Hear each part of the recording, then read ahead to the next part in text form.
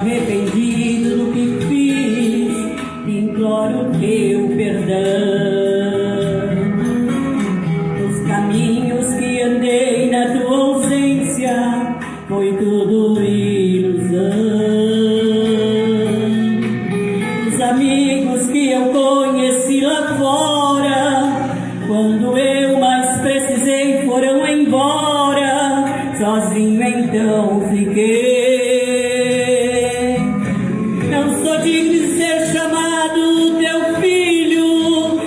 Contra o céu e contra ti pequei. Senti falta de tudo que tinha em tua casa, Pai, por isso eu voltei. Voltei pra dizer o quanto eu te amo. Voltei pra dizer só tu és meu Senhor. Aprendi lá fora, nada se compara com o teu amor. Aprende também que o dinheiro não compra a felicidade, nem tampouco a paz. O prazer é da carne e a alma do homem não se satisfaz. O coração de um filho que já conheceu o amor verdadeiro que o Pai lhe deu. Só em tua casa me sinto seguro, oh meu Deus. Oh, aleluia.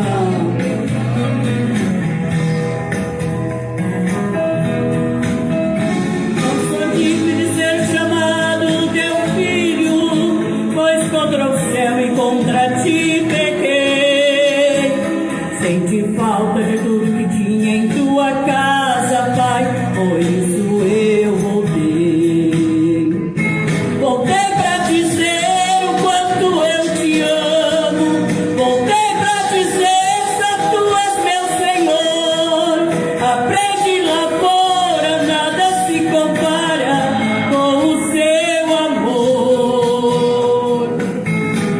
Aprende também que o dinheiro não compra a felicidade, nem tampouco a paz. Prazer é da carne e a alma do homem não se satisfaz. O coração de um filho que já conheceu o amor verdadeiro que o Pai lhe deu. Só em tua casa me sinto seguro, oh meu Deus. O Pai abraça o filho com lágrimas nos olhos, prepara a festa pra comemorar, dizendo: meu filho, a casa é sua, pode entrar.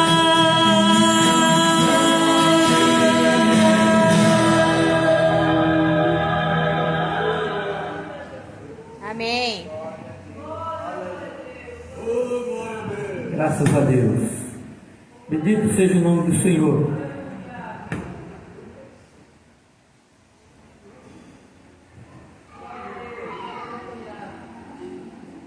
Então, meus irmãos, chegamos hoje ao nosso estudo bíblico, que a gente chamou de o mistério dos 7 castiçais de ouro.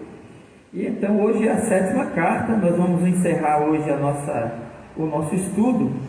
E aí, para dar um resumo daquilo que a gente quis dizer com isso, para mim, irmãos, é uma coisa fantástica. Isso para mim muda tudo na minha vida.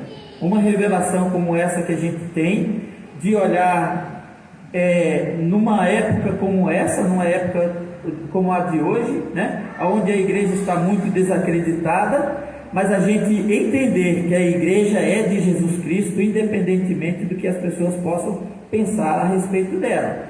Eu penso assim: se Jesus escreveu 7 cartas para 7 igrejas, essas 7 igrejas são representativas. Essas 7 igrejas, meus irmãos, a melhor maneira da gente compreender elas é como sendo ministérios, é como sendo denominações. Por quê? Porque em cada uma delas estava o povo de Deus, a igreja de Cristo estava no meio dela. Tinha uma parte que estava errada e tinha uma parte que estava certa. Então são denominações, porque a igreja de Cristo está em cada uma delas. A igreja de Cristo é universal. Ela é feita de homens e mulheres de todos os povos, tribos, línguas e nações. Mas por que é fácil da gente entender como se Jesus estivesse falando para uma denominação? Vamos trazer para a época de hoje, tá? É como se Jesus estivesse falando para a igreja batista, para a igreja presbiteriana, para a igreja Assembleia de Deus, para a igreja adventista, para a igreja metodista, para a igreja luterana. É como se Jesus estivesse falando para essas igrejas. Por que eu digo isso? Porque elas tinham doutrinas que Jesus não gostava, que Jesus não aborrecia, né? Porque lá tinham doutrinas, né?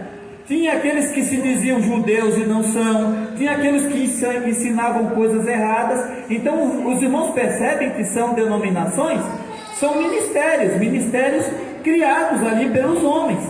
E a verdade é essa, que Jesus diz assim: eu tenho porém contra ti que tu tens tal e tal doutrina, né? Tu ensinas essas coisas. É como se falasse para a igreja universal do reino de Deus, para a igreja, não sei, é isso que ele está fazendo. Porque ele está falando de que essas igrejas, elas têm doutrinas, elas têm costumes diferentes, tinham coisas diferentes.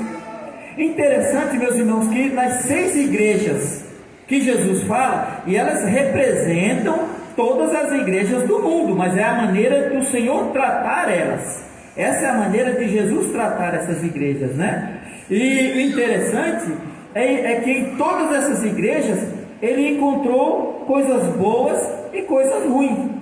O que significava isso? Que aqueles que estavam ali, como ele chega a dizer, até a uma das piores igrejas aqui, Sardes, por exemplo, né, que era a igreja que estava morta, para ver que ele fala, todas elas têm uma coisa boa, só Laodiceia que não tem, você vai ver isso aí.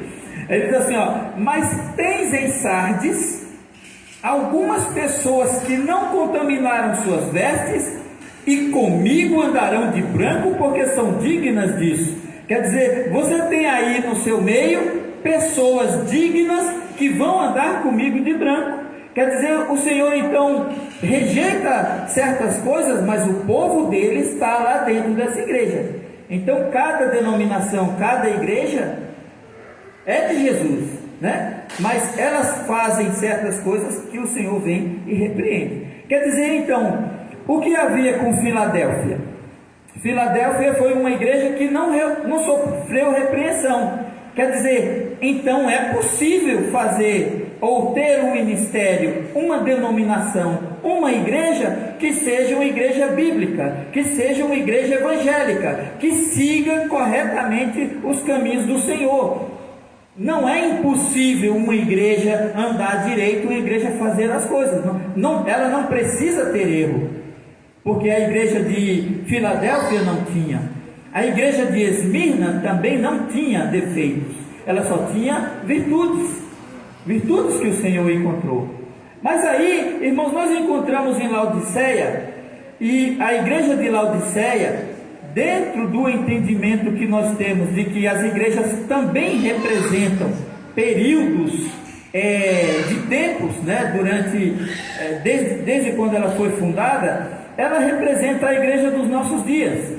Quer dizer, uma igreja que não é nem fria e nem quente.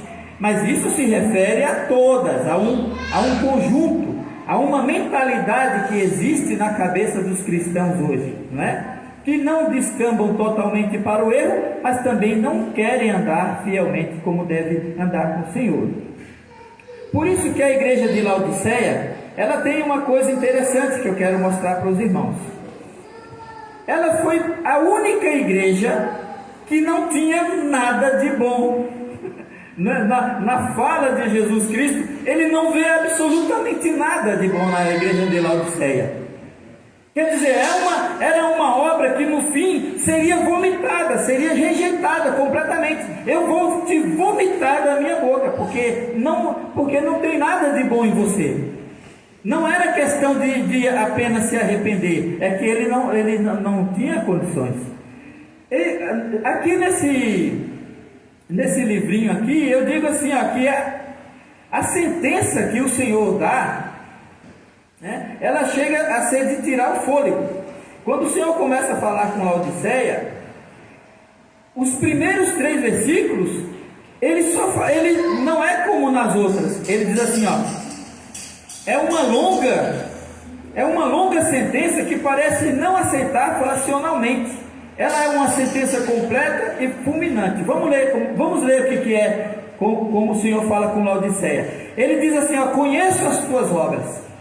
Em todas as outras cartas que nós vimos o Senhor dizer essas palavras, quando ele dizia assim, conheço as tuas obras, ele falava das coisas boas que ele via naquela igreja, e só depois vinha a repreensão, quando ele dizia, tenho porém contra ti. Mas agora, nessa carta aqui, ele diz assim, ó, conheço tuas obras, e aí já vai disparando contra essa igreja, aquelas coisas que ele não gosta. Ele diz assim, ó, conheço as tuas obras, que nem és frio nem é quente, quem dera foras frio ou quente, e assim porque és morno e não és frio nem quente, vomitar-te-ei da minha boca. Como dizes, rico sou e estou enriquecido, e de nada tenho falta, e não sabes que és um desgraçado e miserável, e pobre, cego e nu? Aconselho-te que de mim compres ouro provado no fogo para que te enriqueças, e roupas brancas para que te vistas, e não apareça a vergonha da tua nudez, e que unja os teus olhos com colírio para que vejas. Veja que é uma sentença muito longa, e ele não diz nada de bom, ele não vê nada de bom nessa igreja. Agora, nós temos por obrigação, meus irmãos, de encarar essa forma como Jesus trata as igrejas aqui, como será a igreja dos últimos tempos, a última igreja. Irmãos, eu quero dizer aqui para vocês que a igreja de Cristo sempre foi sofredora, sempre foi uma igreja batalhadora. Nos tempos a coisa mais linda que você pode fazer é estudar a história da igreja. Quando eu digo a história da igreja, é aquela história da igreja que nasceu em Jerusalém e atravessou todos esses séculos até o nosso tempo. Você pode conhecer essa história. Você vai conhecer a história da igreja quando ela foi perseguida, durante a idade média, né, eram muito perseguidos. Houve fatos, meus irmãos, terríveis, né, onde cidades inteiras, comunidades inteiras eram assassinadas por causa do Evangelho de Cristo. Então, de repente, a igreja do nosso tempo, quando as pessoas olham, vê uma igreja rica. Eu quero que os irmãos entendam, isso daqui é uma parte que eu sou obrigado a falar para os irmãos. Se você hoje olha para as igrejas, se existem igrejas hoje aqui, igrejas evangélicas, que você vê que elas têm muito dinheiro, que elas constroem templos grandiosos, né? Tem templos aí de 1000 metros quadrados, até muito mais, né? Eu acho que isso era no Mato Grosso, mas agora já tem até a cidade mundial lá, eu acho que era 10.000 metros quadrados, era coisa grande.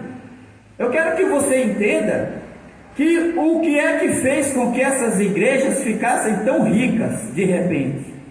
É o povo que está dando dinheiro para elas. Eu vou dizer para os irmãos aqui o que é que acontece com essas igrejas. As igrejas de verdade, as igrejas de Cristo, as igrejas do povo de Deus, estão por aí, irmãos, sofrendo e lutando de tudo quanto é jeito. Essas igrejas que os irmãos vê na televisão, de onde vem o dinheiro delas? Eu vou dizer para você de onde vem o dinheiro delas. Você vai ficar sabendo agora mesmo. Ela vem da política. É dinheiro do governo.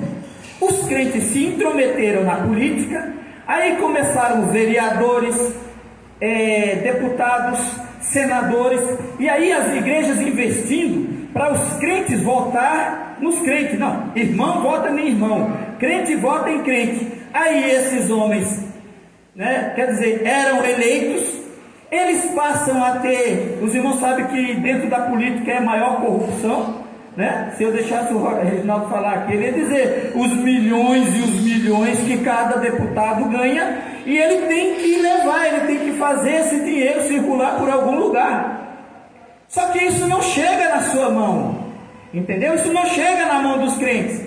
Eu assisti cultos em igrejas gigantescas em São Paulo, onde o pastor falava, porque nós temos que votar nos nossos irmãos, mas sabe quem eram os eleitos? Era o filho dele, era a nora, era o genro, eram as pessoas dele. Quer dizer que quem se beneficiava não era a igreja, eram eles que se beneficiam do dinheiro que vem de fora, irmãos.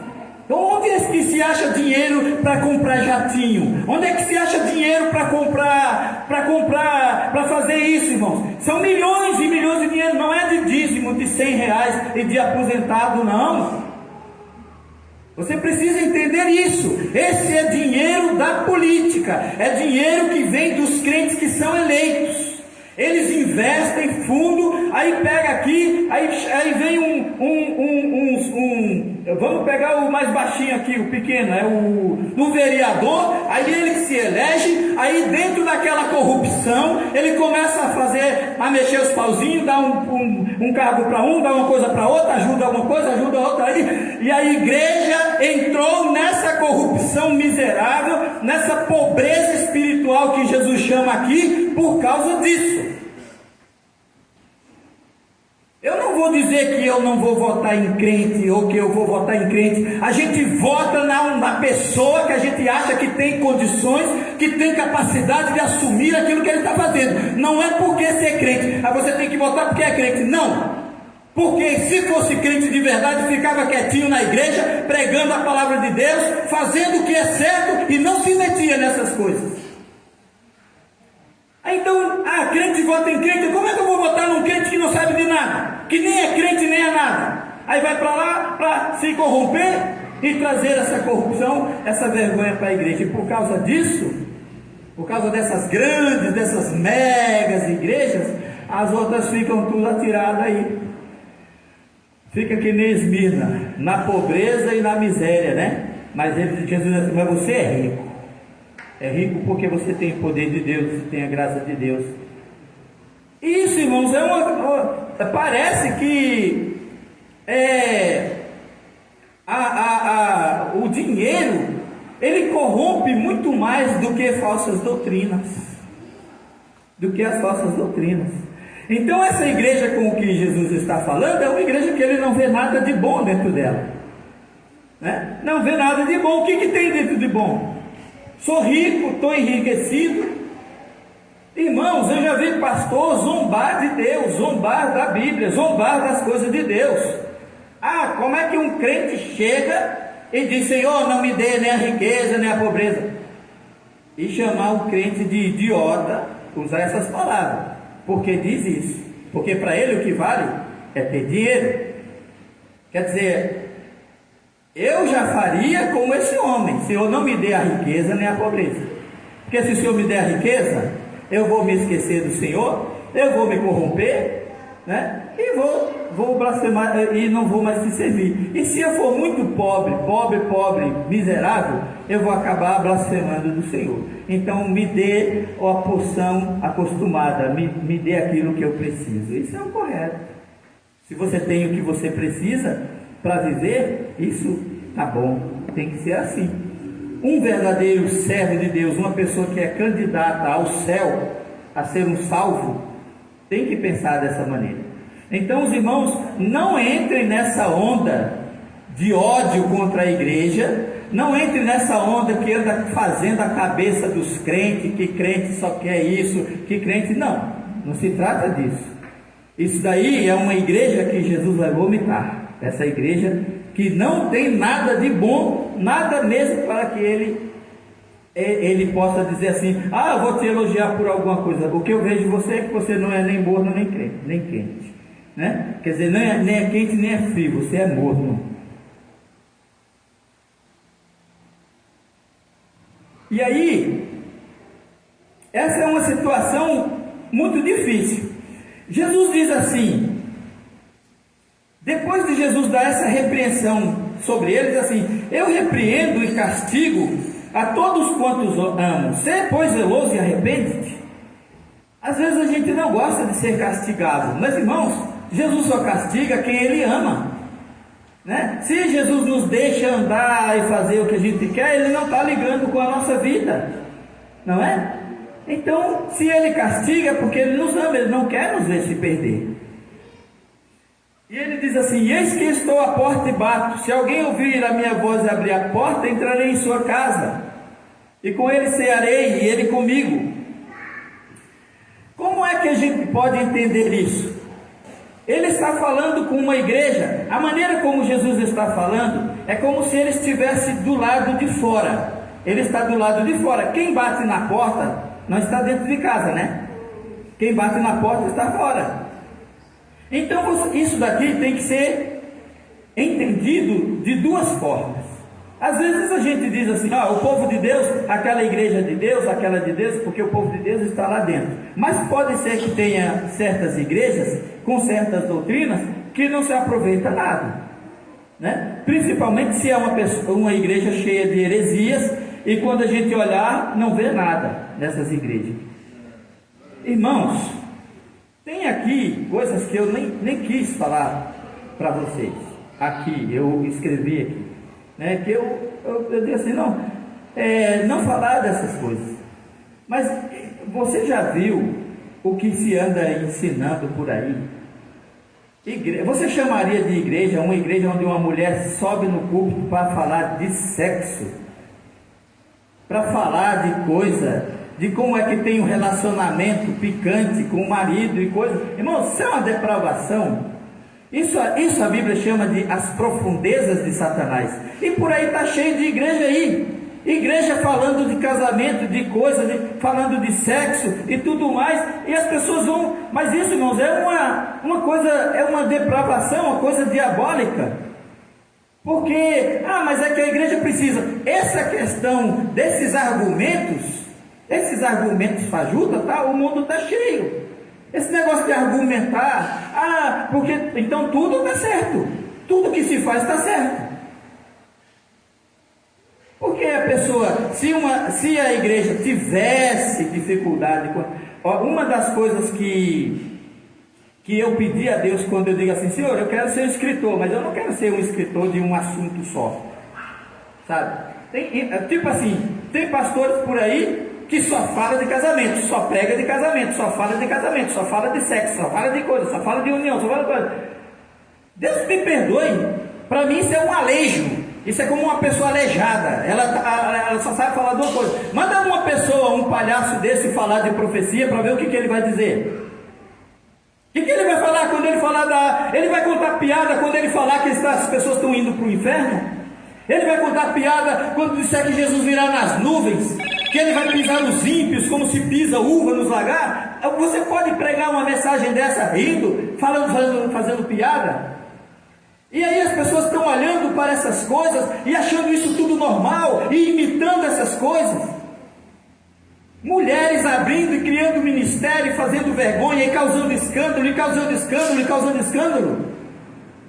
Essa é a igreja do nosso tempo. A igreja onde Jesus não vê nada, absolutamente nada de bom nela. Só vê corrupção, só vê desgraça, só vê miséria. O que é que vocês têm de bom? São mornos. Por que não descamba logo para o erro? Ou então por que não se converte de uma vez? E por que eu queria na minha vida saber e entender o que é que uma pessoa ímpia quer vivendo numa igreja que não tem nada a ver com a Bíblia, que não tem nada a ver com Deus? Será que essas pessoas não sabem que são enganadas? Elas sabem, elas gostam do engano, elas gostam da mentira. Quando uma pessoa pega uma Bíblia e diz: não, a minha Bíblia é uma Bíblia LGBT, será que ela não sabe que está corrompendo a palavra de Deus, ou ela acha que Deus não existe, que Deus não vê? Essa é a igreja do nosso tempo. Então nós poderíamos olhar para essa igreja de diversas formas. Ou, se o erro estiver no coração do crente, dessas pessoas que eu duvido muito que a pessoa esteja dentro de uma igreja inclusiva e ali tem alguém salvo. Eu duvido muito, porque se está lá é porque está perdido, né? Eu duvido que vai para a bola de não sei o que lá, que ali dentro também tem gente que pertence a Deus. Eu duvido, porque nessa igreja aqui não tinha nada de bom. Nessa igreja aqui Jesus não viu nada de bom, só viu corrupção. É cego, pobre, miserável, nu. Jesus não viu nada de bom. Então o que essas pessoas estão fazendo ali? Mas aí Jesus tem uma solução para ele. Eis que estou na porta e bato. Essa mensagem que a gente está pregando é uma mensagem de Jesus. Eu estou falando com vocês. Estou falando com você que está lá na igreja tal. Estou falando com você que está na igreja do monte não sei o que lá. Estou com você na igreja de não sei da onde. Estou falando com você. Então, se o problema da igreja, por que eu digo que o povo de Deus está espalhado em diversas denominações, em diversos ministérios? Porque senão, Jesus diz assim: por seres morno, vomitar-te-ei da minha boca. Quer dizer, ele vomitaria toda a igreja e não sobraria ninguém, não é? Não sobraria ninguém. Então, por isso que ele não está falando com a igreja, ele está falando com uma denominação, ele está falando com um determinado ministério, dizendo: ó, vocês, isso nos faz compreender que existem igrejas por aí que não valem nada, que não são nada, que não tem nada de bom, que não tem nada que preste. Essa é a verdade. Você pode encontrar alguma coisa boa numa determinada igreja, você pode encontrar outra numa determinada igreja que tem uma doutrina diferente, mas aqui Jesus está falando de um tipo de igreja que não existe nada, absolutamente nada de bom. Mas ainda, o apelo de Jesus Cristo, que assim: eis que estou à porta e bato. Tipo assim, se alguém ouvir a minha voz, então não importa onde essa pessoa esteja, se o erro é com ela, ainda Deus pode falar com ela. Se alguém aí dentro, então, se alguém aí dentro ouvir a minha voz e abrir a porta, eu entrarei na sua casa, nesse caso entrarei no seu coração, e com ele cearei e ele comigo. Ele terá comunhão com o Senhor. Mas se você está vivendo numa igreja, e se você entender que isso daqui é uma igreja que está totalmente corrompida, você tem, quando você abrir a porta, você tem que esperar Jesus chamar e tirar você de lá. Você tem que sair, porque se não é uma igreja de Deus, a Bíblia diz ali também, né? Sai dela, povo meu, sai dela e não incorras nos seus pecados. Sai dela.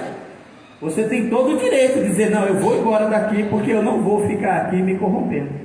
Hoje eu estava dizendo uma coisa para a Ivana. A Ivana é minha cobaia. Eu passo o dia todo me escutando, né? Quando ela está perto, ela não sei como é que aguenta. Estou sempre conversando. Eu digo assim: Ivana, indo para a loja lá e dizendo: Ivana, por que a gente se incomoda tanto com a vida dos outros? Por que a gente se incomoda tanto? Eu dizendo para mim mesmo, eu disse para ela: porque eu vivo me repreendendo. Eu vejo uma coisa errada ali, eu fico dizendo: mas como é que aquela pessoa age daquele jeito? Como é que ela faz isso? Aí eu fico falando para mim: Ronaldo, o que tu tem a ver com isso? Entendeu? Eu fico me repreendendo. Eu digo assim: por que, meu Deus, que a gente se incomoda tanto com os erros dos outros? E aí eu fiquei conversando com ela, depois expliquei para ela, e depois conversando com meu irmão de Canoas, eu cheguei a uma conclusão. Você sabe por quê? Existem muitas coisas que a gente não pode falar, senão dá briga, dá confusão, dá dislike. É uma coisa difícil, né? Não se pode falar mais nada. Mas veja bem, você vê uma pessoa fazendo uma coisa, mas por que essa pessoa faz isso? O que a gente poderia que não fosse tão ofensivo falar? O que poderia dizer? Sei lá, tá, por que aquele homem ali é cabeludo? Por que ele tem o cabelo, fica parecendo uma mulher? E ele é homem, eu sei que ele é homem. Ah, e outro vai dizer: rapaz, mas por que tu está se preocupando com ele? Se é o cabelo dele, deixa pra lá, né? Mas por que ela incomoda a gente? Sabe por que incomoda? Porque Deus colocou dentro de cada um de nós o conceito de certo e de errado. Se eu começar a achar que tudo que os outros fazem é certo, eu vou começar a fazer também.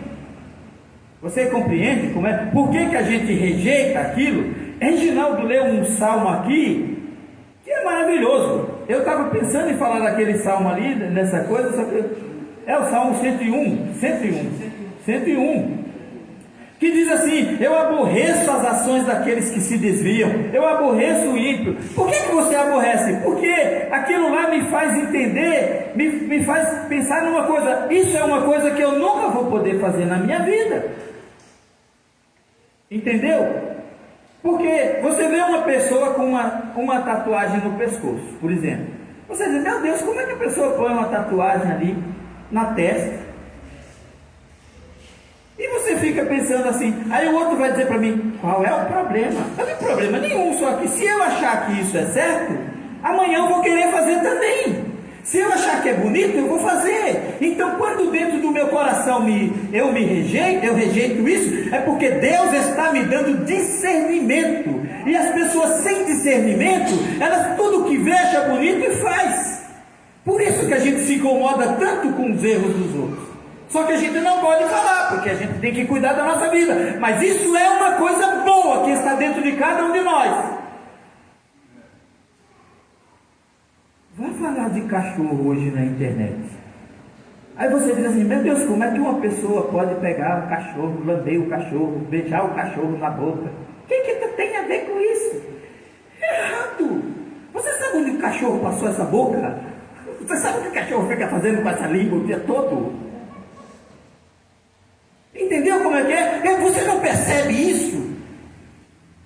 Aí você diz assim: por que tu está se importando com ela? Deixa ela. Mas dentro do nosso coração diz que isso é errado. Irmãos, o mundo onde nós vivemos, as pessoas não sabem mais discernir o certo e o errado. A Bíblia diz assim: vocês têm que aprender a discernir entre o santo e o profano, entre o que é certo e o que é errado, entre o que Deus abomina e o que Deus ama.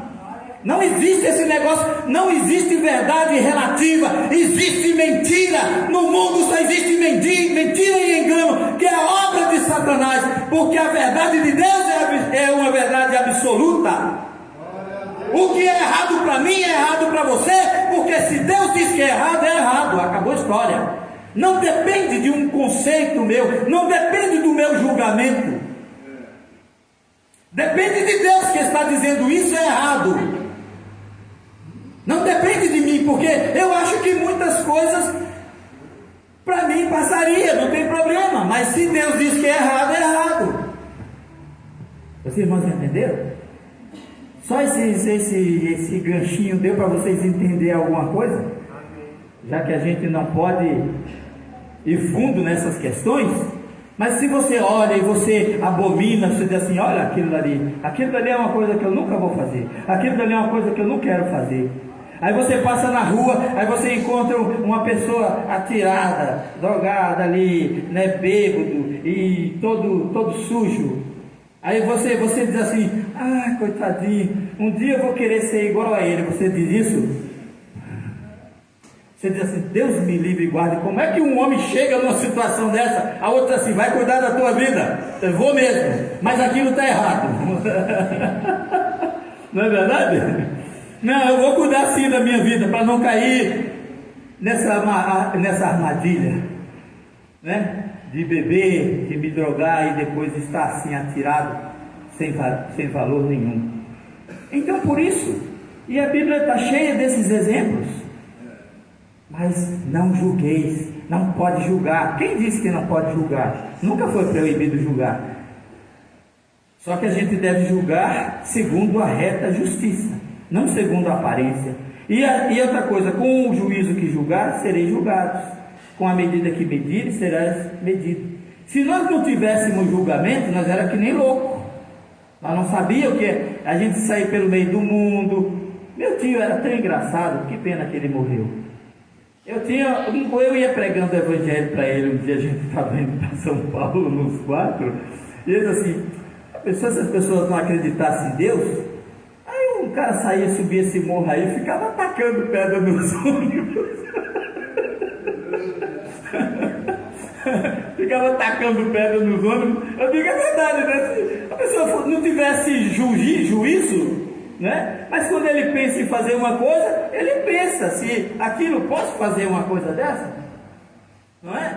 Você vê que as pessoas estão no trânsito, o carro passando para cá, mas uma pessoa vai, ela chega ali, ela para na faixa, ela espera. Porque se ela fosse que nem um doido, que não tivesse coisa, ia todo mundo morrer, atropelado. Aí ela atravessava a rua assim, e o carro, pum, matou outro. E outro ali, pum, fazia. Aí irmãos, a gente tem discernimento das coisas.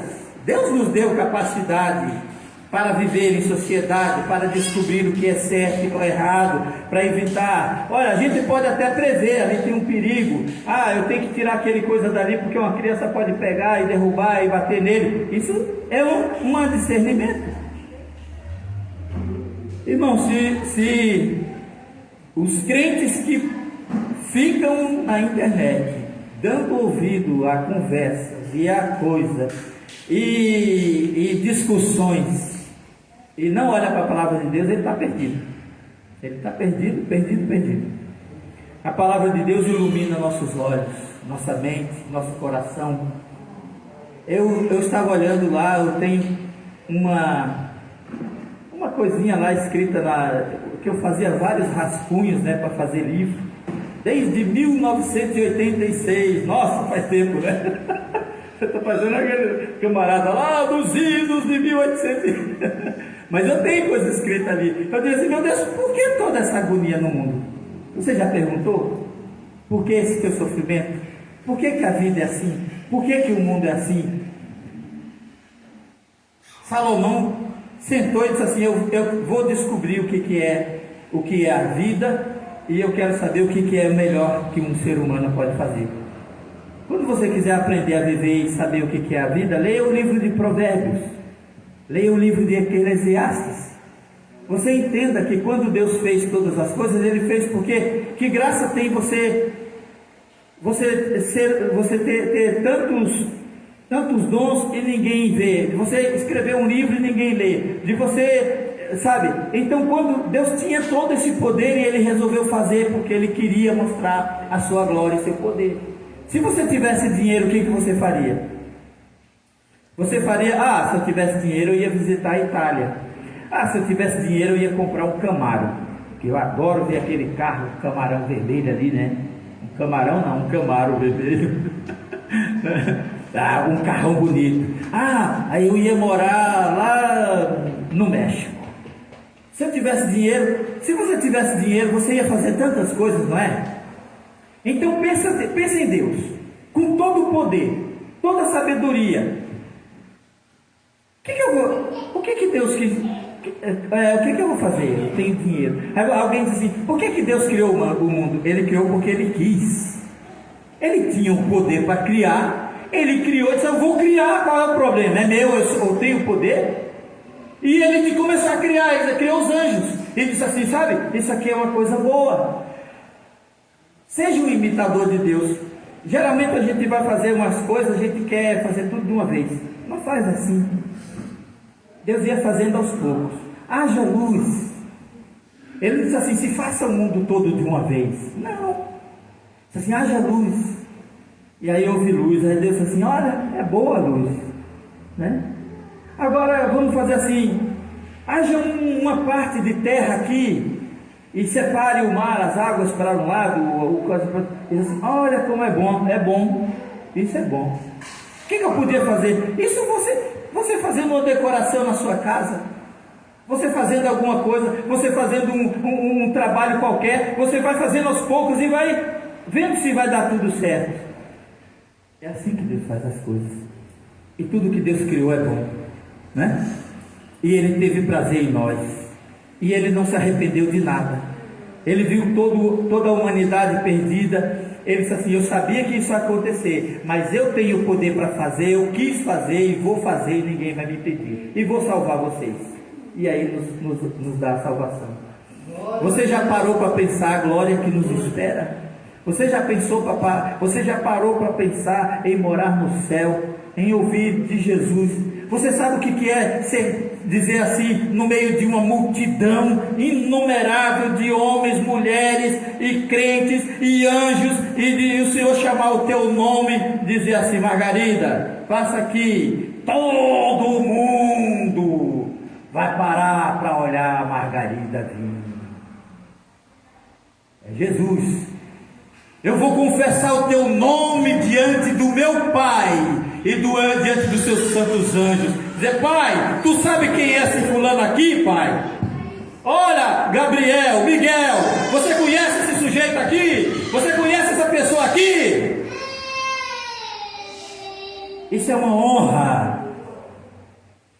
É uma honra que você deve querer, que você deve almejar, que você deve desejar do fundo do seu coração, que você deve trocar tudo que você tem nessa vida por esta honra de um dia poder contemplar o teu Criador e Ele dizer: vinde a mim, benditos de meu Pai, servo bom e fiel. Você é um homem valente, você é uma mulher valente, você é uma pessoa digna de andar comigo. Senta aqui do meu lado.